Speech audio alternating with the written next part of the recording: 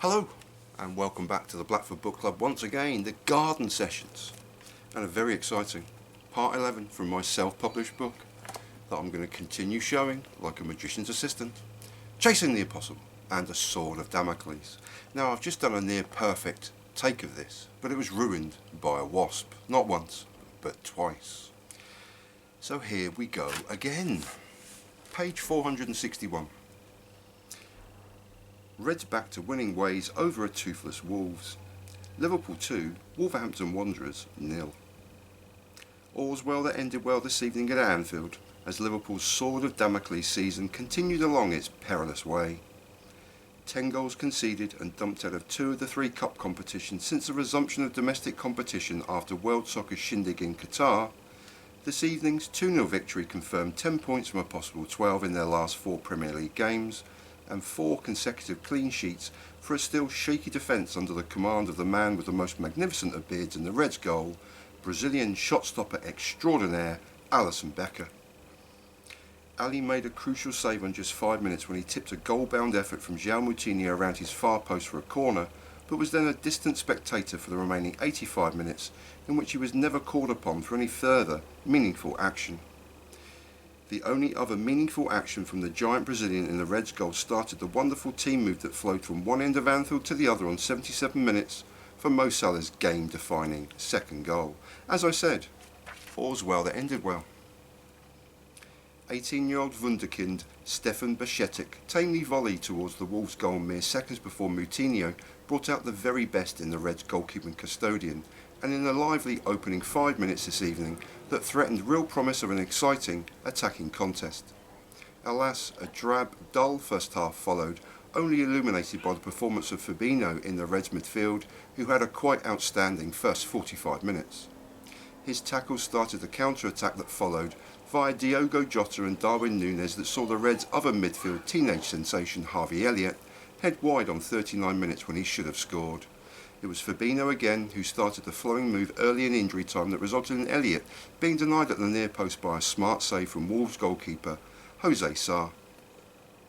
Aside from this, I mused upon how many teams now insist upon a silver-coloured away strip that looks white to the naked eye. My own Reds are, alas, equally culpable, and worried that the real highlight of this evening's first half was Mo Salah playing skittles in the Wolves penalty area.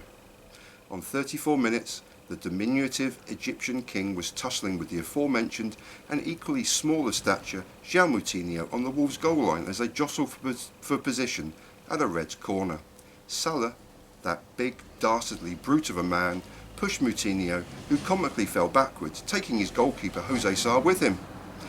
I was instantly reminded of my footballing travelling pal of decades past, a genial gentleman by the name of Charlie, who, when players of the small stature of, say, Michael Owen or Vladimir Smicha tussled and picked a fight with a much bigger, wider and tougher opponent, would leap from his seat and tell our bantamweight champions to stop picking on the heavyweights. "Put him down, Michael, you big brute," was one such memory I've probably made up, but the kernel of truth is there, as was the real truth that this first half was only highlighted by a game of human skittles, silver football kits that look white, and Harvey Elliott belying his teenage years and urging the team he adores forward in search of a much-needed Premier League victory. Wolves offered nothing in the way of attacking purpose in the second half, entirely dominated by a Liverpool team who believed they had their first goal of the game on 65 minutes until VAR, that sucker of footballing joy, intervened to say otherwise, and whilst Núñez's celebration was cut short, he was first on the scene as Virgil van Dijk leapt for joy after his header did count, was a goal, and the Reds finally in front on 73 minutes. 4 minutes later and the game was over as a contest, and what a gem of a goal it was. From Alisson Becker's long throw and via a neat 1-2 between Cody Gakpo and Kostas Tsimikas, the Greek international marauded forward before squaring to Mo Salah, who was bundling home the goal in off of his thigh. It rounded off a move from back to front, goalkeeper to goal scorer, in 6 or 7 total touches of the ball and only a handful of exhilarating seconds. 3 Premier League points, 10 from a possible 12, and with 4 consecutive clean sheets into the bargain, the Reds climbed back once more to 6th place in the league, 6 points and 2 places from the promised land of the Champions League, and 10 points distant of Sunday's visitors, Manchester United.